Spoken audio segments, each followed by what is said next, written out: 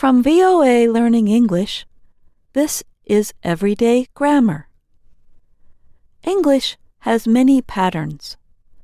Learning and mastering these patterns can help you improve your writing and speaking skills. They can also help you do better on your next grammar test. Today, we explore a common verb pattern, the transitive verb pattern. This pattern is common in writing, speaking, and even on language tests, such as the Test of English as a Foreign Language, or TOEFL. To get you started thinking about transitive verbs, consider this stanza from Preface to a 20-volume suicide note by the famous author Amiri Baraka. And now each night I count the stars, and each night I get the same number. And when they will not come to be counted, I count the holes they leave. By the end of this story, you will understand one transitive verb pattern that Baraka uses in this stanza. In a previous Everyday Grammar, we discussed intransitive verbs.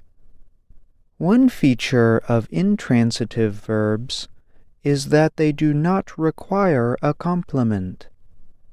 In other words, there does not need to be a noun phrase or adjective to the right of the verb in the sentence.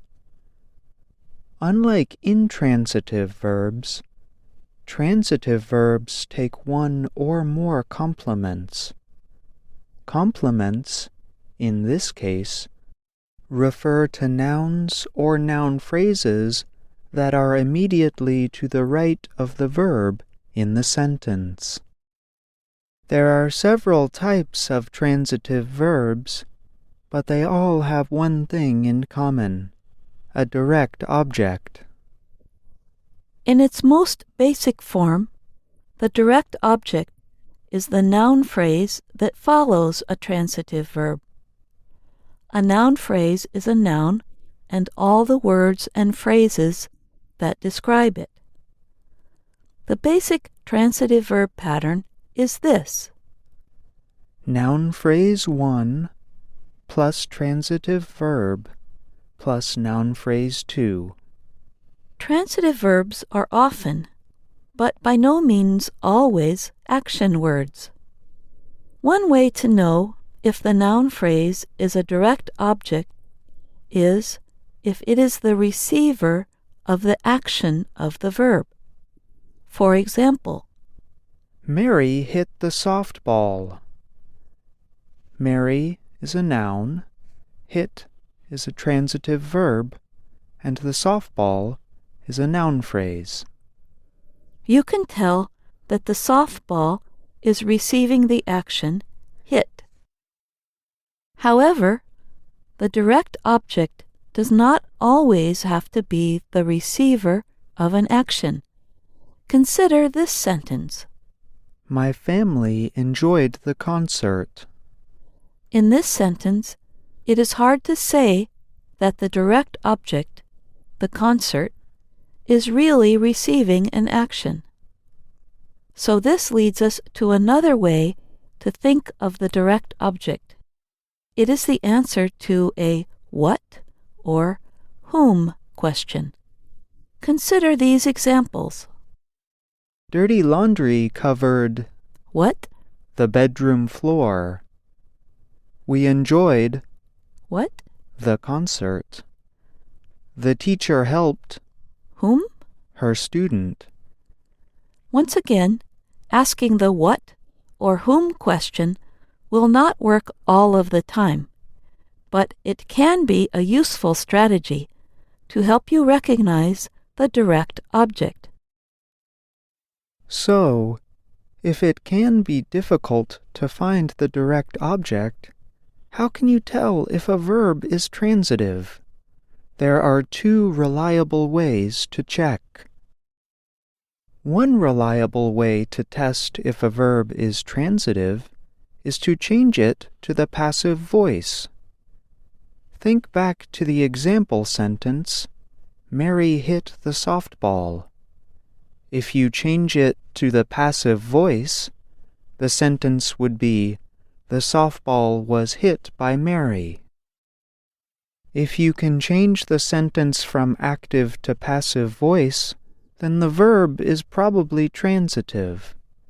You can read more about the passive voice in a previous everyday grammar story.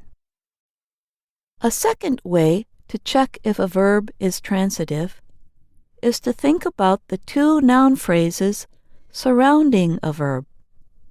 This strategy, say Robert Funk and Martha Kohn, two English grammar experts, is the best way to identify a transitive verb. Here is the basic idea. If the two noun phrases refer to different things, then you know the verb is transitive.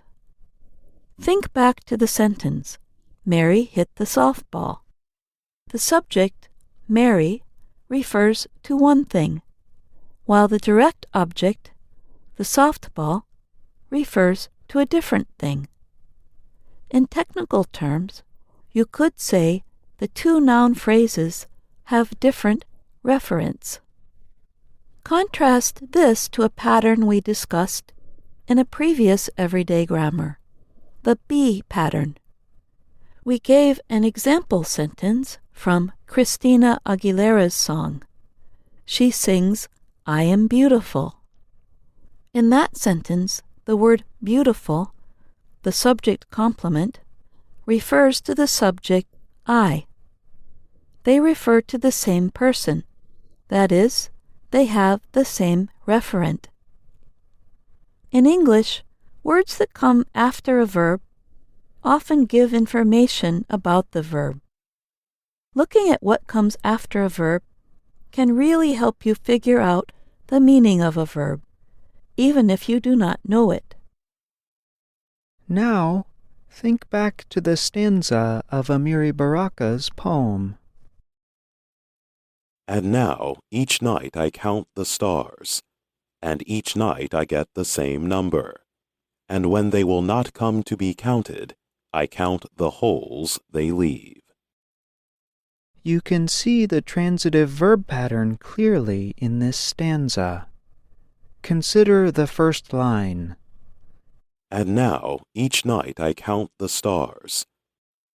Baraka starts the line with adverbial information and then uses the basic transitive verb pattern. I count the stars. Noun plus transitive verb plus noun phrase.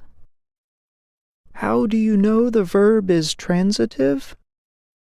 You could try asking a what question. I count What? the stars. Or you could even change the sentence to the passive voice. I count the stars. The stars were counted by me. A third option is to ask yourself what the noun phrases around the verb refer to. You know it is transitive because the subject, I, refers to a person, while the direct object, the stars, refers to something different from a person. The second line, like the first line, uses a similar structure.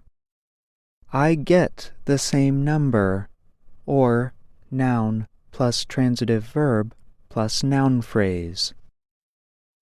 The remaining two lines in the stanza use structures that are more complex than the basic transitive verb pattern. However, you can still see that writers can use basic patterns to create beautiful poetry. To practice using transitive verb patterns, you can write a poem similar to Baraka's poem. Be sure to choose new transitive verbs and new noun phrases that act as the direct object. Write your poems in the comments section or on our Facebook page. I'm Jill Robbins. I'm Jonathan Evans. And I'm John Russell. From VOA Learning English, this is Everyday Grammar. English has many patterns.